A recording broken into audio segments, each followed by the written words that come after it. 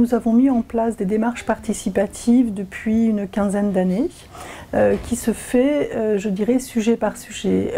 Un conseil consultatif sur les familles, un sur la vie scolaire, un sur les aînés, et nous sommes particulièrement fiers de celui qui concerne le développement durable, parce que c'est un sujet qui est transversal et puis qui se définit sous forme de groupe de travail.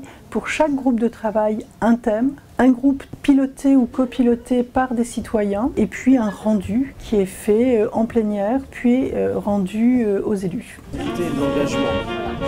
Je veux initier un projet, il faut voir comment je fais pour prendre les décisions, parce qu'il peut y avoir une concertation effectivement de la population, mais si à chaque fois c'est l'élu qui décide, ça reste l'élu.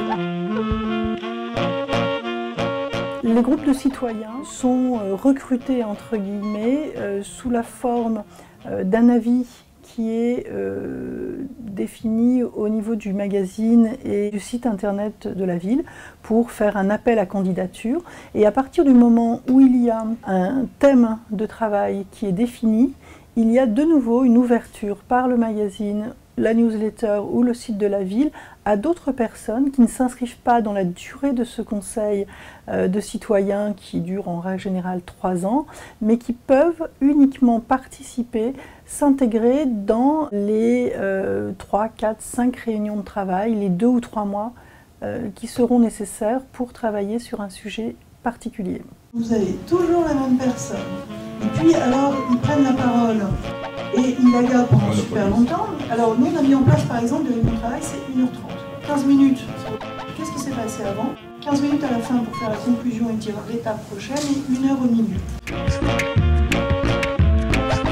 Le conseil que je peux donner aux collectivités pour engager des conseils de citoyens, des conseils consultatifs ou des réunions participatives est de continuer à communiquer largement sur ces sujets-là et pour impliquer de plus en plus de citoyens et de citoyens divers, d'avoir un relais sur des outils numériques. Il est fondamental aujourd'hui de permettre à des personnes qui ne peuvent pas se rendre à toutes les réunions, eh bien de pouvoir contribuer, de pouvoir suivre les conclusions, les travaux sur un sujet et de pouvoir y participer d'une façon ou d'une autre.